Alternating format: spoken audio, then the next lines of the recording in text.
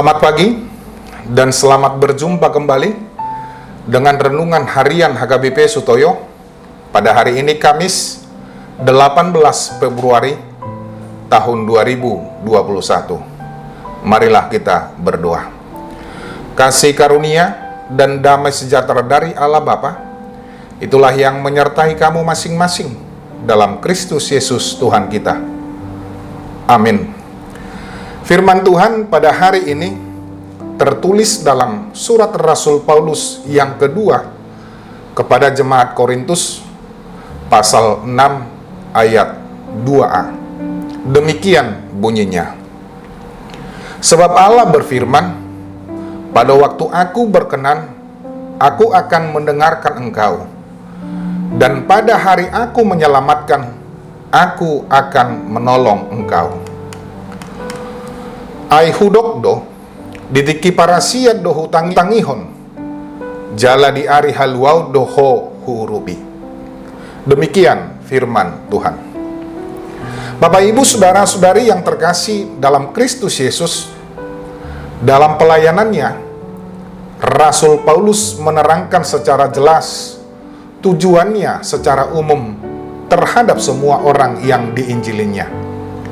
Tujuan penjelasannya itu adalah untuk memenuhi apa yang ditawarkan oleh Injil, yaitu untuk mengadakan pendamaian. Supaya setelah menerima karunia Injil, tidak membuat sia-sia karunia Allah. Injil adalah firman kasih karunia. Itulah yang kita pahami melalui apa yang telah kita dengar. Namun akan menjadi sia-sia ketika hanya mendengar tanpa memercayainya. Kecuali kita memercayai dan bertindak menuruti tujuan serta rancangannya.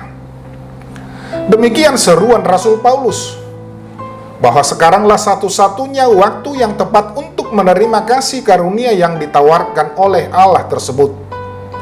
Injil adalah suatu waktu penyelamatan. Sarana kasih karunia adalah sarana keselamatan. Dan saat inilah satu-satunya waktu yang tepat untuk menerima semua apa yang ditawarkan tersebut. Saat ini bukan menunggu waktu, bukan untuk esok hari atau minggu depan, sebab kita tidak tahu apa yang terjadi hari esok. Bahwa firman mengatakan, pada waktu aku berkenan, aku akan mendengarkan engkau. Dan pada hari aku menyelamatkan, aku akan menolong engkau. Karena itu tugas dan kepentingan kita adalah untuk memanfaatkan waktu tersebut. Seperti nyanyian dalam buku NDHKBP, Nungatiki Parasian. Atau nyanyian rohani yang sering kita nyanyikan dan dengar, hidup ini adalah kesempatan. Nah sekarang Bapak Ibu Saudara-saudari yang terkasih dalam Kristus Yesus, perkenan dan penyelamatan Allah adalah buah dari kasih karunia-Nya. Adalah manusia yang sangat malang ketika kita tidak mau untuk menerima perkenan dan penyelamatan tersebut. Bagaimanakah untuk menerimanya? Dia menginginkan kita menerimanya dengan sikap yang aktif, tidak hanya pasif atau diam saja. Janganlah hanya berpangku tangan saja untuk menerimanya. Biarlah kasih karunia itu senantiasa membenahi diri kita, sehingga menghasilkan karakter yang semakin mendekati Kristus, yang senantiasa tahan terhadap pencobaan, kesulitan, persoalan, dan penderitaan.